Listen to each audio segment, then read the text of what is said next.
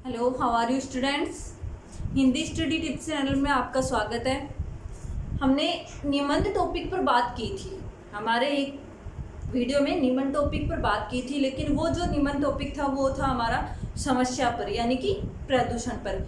आज हम बात करने जा रहे हैं कि किसी भी फेस्टिवल यानी कि किसी भी त्यौहार पे हम निबंध कैसे राइट करें, यानी कि वो तो कोई भी प्रदूषण पे था, यानी कि कोई भी किसी भी समस्या पर, कोई भी प्रदूषण पर आपके सामने अगर मुश्किल आ जाती है, निबंध लिखना होता है, तो आप उसके लिए अलग अलग गाइड से अलग अलग निबंध याद करते हैं। जैसे जल प्रदूषण पर, कभी वायु प्रदूषण पर, कभी ध्वनि प्रदूषण पर, कभी बाढ़ की समस्या पर, कभी कोरोना की समस्या पर। तो ऐसे क्या होता है कि आपके दिमाग में काफ़ी सारे जो निबंध होते हैं लोगों के द्वारा लिखे हुए, वो एकदम से घर कर देते हैं और वो होता है एग्जाम में आप उसको अच्छे से राइट नहीं कर पाते और आपके मार्क्स कट जाते हैं। तो उस पर मैंने जो आपको 5 टॉपिक बताए थे कि किसी पर भी आपके पास निबंध आए तो आप ये 5 टॉपिक से कोई भी निबंध बना सकते हैं और अपने विचारों से बना सकते हैं, क्योंकि निबंध का मतलब ही क्या होता है, विचारपूर्ण बांधना। विचारपूर्ण यानी कि खुद के विचारों को जगाना। अगर आपके खुद का माइंड यूज करोगे, खुद के विचार यूज करोगे, तो आपके मार्क्स भी अच्छे आएंगे और आपका जो निबंध होगा वो भी अच्छे से राइट हो जाएगा और आपके कोई चांस नहीं रहेंगे मार्क्स कटने के। यही है कि आज हम बात करेंगे हमारे किसी भी त्यौहार, किसी भी फेस्टिवल पर अगर हमारे सामने निबंध आ जाता है तो हम कैसे राइट करें। यानी कि अगर आपके पास में दीपावली पर आ जाता है तो उसके लिए आपको दीपावली का अलग से याद नहीं करना, होली पे आ जाता है होली का अलग से याद नहीं करना। ऐसे नहीं है कि आपके सामने 10 फेस्टिवल आते हैं, रक्षाबंधन है, जन्माष्टमी है, भैया दूज है और गोवर्धन है। तो ऐसे कई सारे फेस्टिवल हमारे भारतवर्ष में आते रहते हैं। हर महीने कोई ना कोई फेस्टिवल आता है, तो हमारे भारतवर्ष को त्योहारों का देश भी कहा जाता है। तो इसी वजह से क्या होता है, आप कंफ्यूज हो जाते हैं और कंफ्यूज होकर क्या करते हैं, अलग अलग निबंधों पर भागते हैं। जैसे ही आपके सामने कोई भी निबंध है आप उसी पर उठाकर भागते हैं कि इसको कैसे याद करें। लेकिन मैं आपको एक सिंपल तरीका बता रही कि किसी भी फेस्टिवल पर अगर आपके पास में निबंध आता है तो आपको उस पर गाइड या बुक उठाने की ज़रूरत नहीं है। उसमें क्या करना है, बस आपका दिमाग थोड़ा सा लगाना है और वो दिमाग आप लगाओगे और आपके पास वो बातें पहले से आपको आती हैं, क्योंकि हर स्कूल में, हर कॉलेज में ये फेस्टिवल जब छुट्टियां लागू होती हैं, जैसे दीपावली की छुट्टियां लागू होती हैं, तो उसके बारे में स्पीच वगैरह दिलवाया जाता है कि क्यों दीपावली क्यों मनाई जाती है, होली क्यों मनाई जाती है, रक्षाबंधन क्यों मनाई जाती है। यानी कि कोई ना कोई बच्चा, लड़का हो, लड़की हो, टीचर्स हो, वो आपके सामने बात रखते हैं कि ये फेस्टिवल क्यों, कैसे और कब मनाया जाता है, इसके पीछे क्या रीजन है। और वही बात हमें क्या करनी है, थोड़ा सा हमें अपने विचारों से राइट करना है। तो इस लेखन को पूरा करने के लिए आइए मेरे साथ में, मैं आपको बताती हूँ कि किसी भी त्यौहार पर हम निबंध राइट करते हैं तो उसके कौन से मोस्ट इम्पोर्टेंट टॉपिक आते हैं जो हमें निबंध लिखने में मदद करते हैं।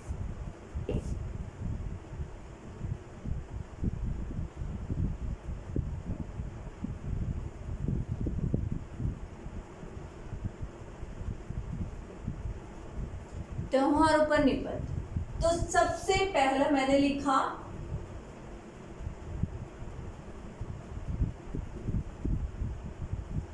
प्रस्तावना। उसमें भी बताया था मैंने प्रस्तावना। प्रस्तावना क्या होता है, यानी कि कोई भी चीज लिखते हैं तो उसके बारे में थोड़ा सा सार लिखना प्रस्तावना में। यानी कि जैसे हमारा चैप्टर होता है तो जो उसका सारांश आता है, यानी कि जो थोड़ा सा सार आता है, वही होता है हमारा प्रस्तावना। तो अब हम लिखेंगे, हमने लिखा त्योहारों पर निबंध। अब आप कौन से त्योहार पर लिखना पसंद करेंगे, वो आपके सामने है। होली है, दीपावली है, रक्षाबंधन है, जन्माष्टमी है, 15 अगस्त है, 26 जनवरी है। ये भी तो हमारे फेस्टिवल है जो हमारी स्कूलों कॉलेजों में मनाए जाते हैं और जो साल में एक बार आते हैं, यानी कि वर्ष में जो एक बार आता है वही हमारा सबसे बड़े त्यौहार होते हैं। तो इस पर आपके सामने जो भी टॉपिक आता है आपको वो टॉपिक पकड़ना है। जैसे मैंने यहाँ पे लिख दिया, अभी हमारी आने वाली है दीपावली।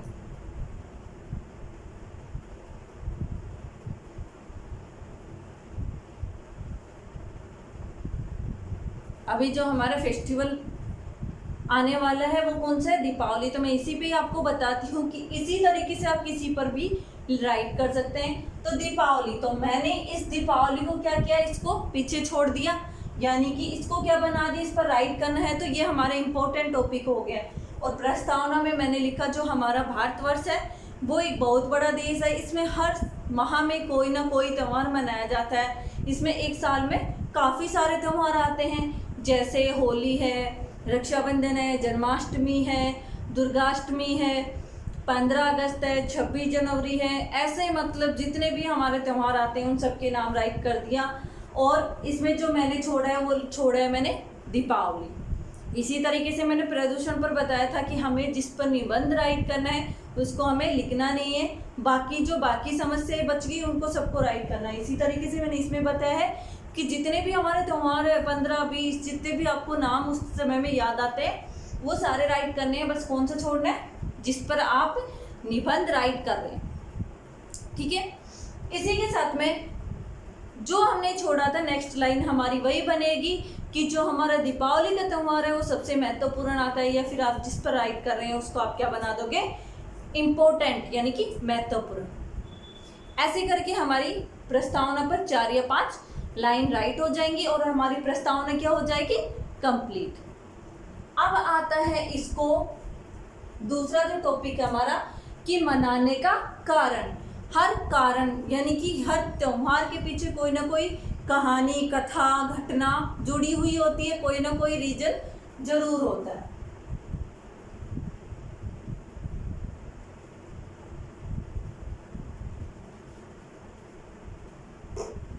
और वो कारण हमें कहाँ से पता लगेगा, हमारे घर वालों से ही पता लग जाएगा। जैसे हम दीपावली मना रहे हैं तो हमारे घर वालों से हम कहानी सुनते हैं कि दीपावली क्यों मनाई जाती है। तो सभी को पता है कि जब रावण को मारकर राम अयोध्या वापस आए थे तो उस खुशी में दीपावली मनाई जाती है, ये कथा हम सुनते हैं। तो ऐसी होली क्यों मनाई जाती है कि होलिका जो प्रहलाद की बुआ जी थी वो उसको जलाने के लिए उसको गोद में लेके बैठी थी।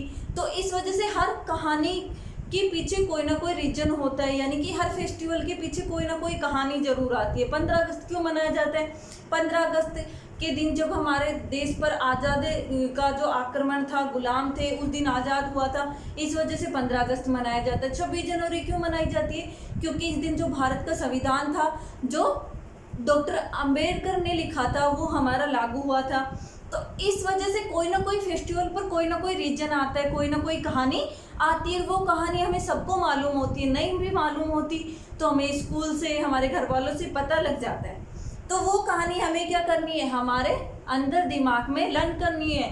वो जो निबंध का जो एक पेज याद करते हो उसके बजाय आप वो टॉपिक याद करो कि ये त्यौहार कब मनाया, क्यों मनाया जाता है, इसके पीछे क्या घटना थी, और वो घटना हम करेंगे मनाने के कारण पर। यानी कि हमें गाइड और बुक की ज़रूरत नहीं पड़ी, हमें किसकी ज़रूरत पड़ी, हमारे खुद के विचारों की, जो हम सुनते आ रहे हैं कंटिन्यू फर्स्ट क्लास से लेके लास्ट तक सुनते हैं, घर वालों से भी सुनते हैं, अगल बगल से भी सुनते हैं, और दूर हम जो आजकल फ़ोन यूज करते हैं व्हाट्सएप, फेसबुक, उन पे भी हमारे सामने ऐसी ये कहानियाँ आती रहती हैं और हम दिन रात देखते रहते हैं। तो उससे हम क्या ले सकते हैं, हमारे मनाने के कारण की जो कथा है, घटना है, वो इसमें राइट कर सकते हैं। तीसरा जो टॉपिक हमारा आता है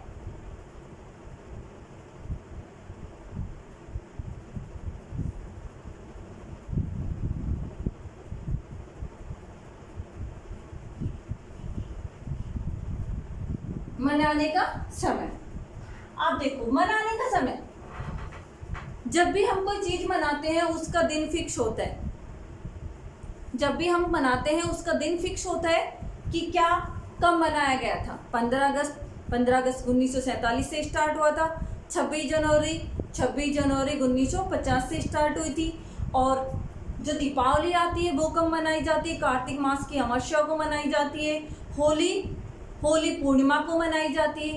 ऐसे यानी कि हर जो फेस्टिवल आता है उसका समय हमारे सामने होता है, और वो समय हमें याद रखना है कि कौन सी चीज़ कौन से मंथ में और कौन सी डेट को या कौन सी तिथि को मनाई जाती है। इसी के साथ में इसका जो नेक्स्ट टॉपिक हमारे सामने आता है वो आता है लाभ।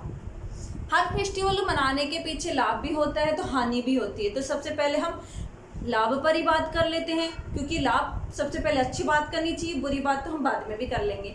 तो लाभ, यानी कि हर फेस्टिवल के पीछे कोई ना कोई लाभ जरूर होता है। लाभ क्या होता है, जैसे हमने दीपावली मनाई तो दीपावली से क्या होगा, हम लक्ष्मी माता का पूजन करेंगे, सारा परिवार साथ में होगा, खुशियां मनाएंगे, घर की सफाई करेंगे, एक दूसरे के घर जाएंगे, गले मिलेंगे, मिठाइयाँ देंगे। तो इससे क्या होगा, आपस में जो भाईचारे की भावना है वो बढ़ेगी, हमारा जो आपस का मेल मिलाप है वो भी बढ़ेगा। और दीपावली पर क्या होता है, दूर दूर से हमारे घर पे रिश्तेदार भी आ जाते हैं और जो हमारे भाई बंधु हैं वो भी आ जाते हैं। होली पर भी ऐसा ही होता है, हम रंगों से एक दूसरे रंग लगाकर एक दूसरे के गले मिलते हैं, मिठाइयाँ बांटते हैं, इंजॉय करते हैं, मस्ती करते हैं, संगीत सुनते हैं। यानी कि कोई ना कोई त्यौहार होता है जो हमें खुशी देता है। और लाभ उससे क्या मिलता है कि सबसे बड़ा लाभ होता है कि भाईचारे का संदेश, खुशी का माहौल और जो मानवता की भावना है वो हमें मिलती है। तो इस तरीके से हम लाभ पर हमारी जो 4-5 लाइन है वो राइट कर देंगे। अब हमारा आता है नेक्स्ट टॉपिक है हमारा जो 5 नंबर का, वो आता है हानि। मैंने अभी आपको बताया था कि लाभ तो अच्छी चीज़ है, तो पहले लाभ पर बात कर लेते हैं। अब हम बात करेंगे हानि पर। अब हानि तो कोई भी अच्छी चीज़ होती है उसके पीछे बुरी घटना भी होती है, यानी कि बुरा हादसा भी होता है। ऐसी कोई चीज़ नहीं है जिसके पीछे बुरा हादसा नहीं, यानी कि अच्छे के लिए बनी है वो, उससे नुकसान भी होता है। अब दीपावली पर हम क्या करते हैं, जो आतिशबाजी करते हैं, आतिशबाजी में पटाखे छुड़ाते हैं, उससे क्या होता है, कई कच्चे घर जल जाते हैं, किसी के घर में चला जाता है तो, या फिर आग लग जाती है। आग लगने से क्या होगा, किसी का नुकसान होगा। दूसरा, प्रदूषण बढ़ता है, उसमें से जो धुआं निकलती है, आवाज़ निकलती है, यानी कि पोल्यूशन की समस्या हो जाती है।